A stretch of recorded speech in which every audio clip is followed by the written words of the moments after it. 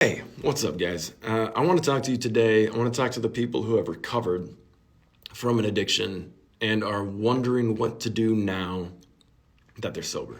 Because there's this strange dichotomy to getting sober where the initial phase of it is amazing. It's that pink clouds. It's that, wow, I can drink coffee and not want a cigarette, or wow, I can go out with my friends and not drink a beer, or wow, I can go to the gas station and not get some kratom, and on and on and on.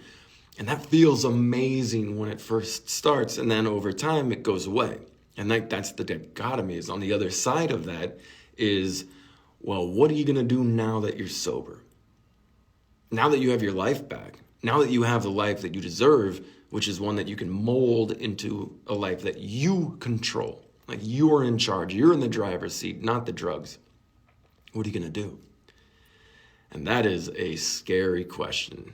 Man, I have always had a hard time with that. And I still don't know my answer to that.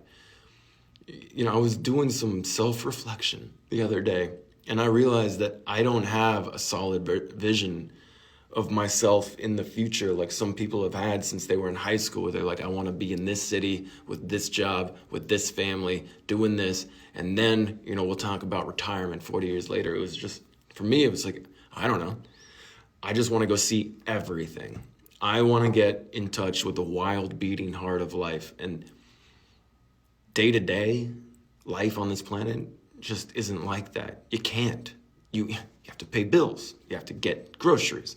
You have to take care of the cats, And then when I don't have that access to the wild beating heart of life, I feel lost and I feel sad.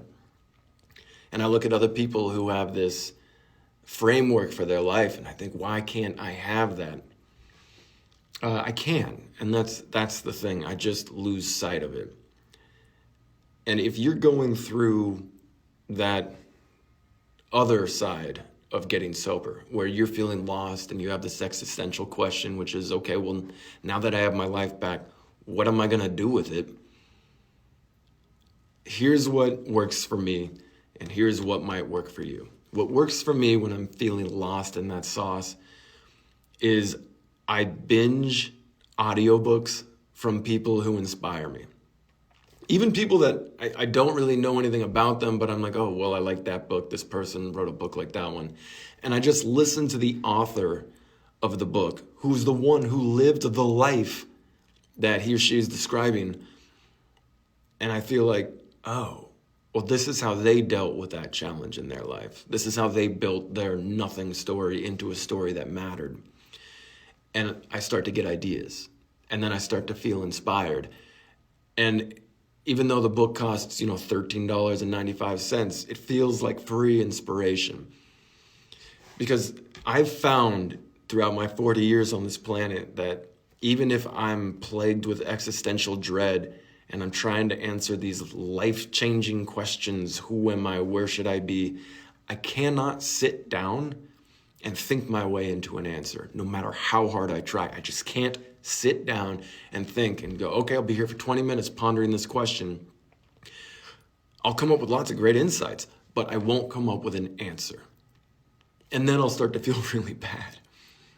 But if I listen to people who have worked their way into their own answer, I get inspired. And then I stop feeling lost, because nothing, and I mean this, nothing out there makes you feel better when you're feeling lost like knowing that somebody else knows how you feel, right? And that's why I'm talking to the person who's recovered right here, the person who had an addiction, got through the pink clouds, the honeymoon phase, and is now dealing with the existential question of, okay, now that I'm in the driver's seat of my life, where am I going to drive it? If you don't know that answer and you don't know how to answer it on your own, go listen to other people who have.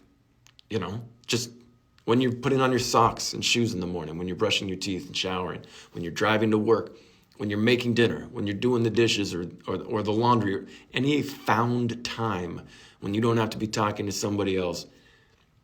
Don't watch YouTube. Don't scroll through social media. Listen to people who have been in your situation and made their way. And I promise you, you're going to feel better. And you're probably going to think, oh, holy cow. It's like I have this person cheering for me, this real person who did this real stuff right in my ear, who wants me to succeed too. And that way you don't have to join any groups. You don't have to put your name out there. You don't have to commit to anything. You're just having somebody wise and somebody who knows what they're talking about talking to you. And it feels good. It feels real good. That's how I get out of my funks.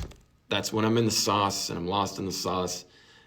And even when I don't want to, I'm just like, ugh, whatever, dude. I don't care what they have to say. Why don't I feel better?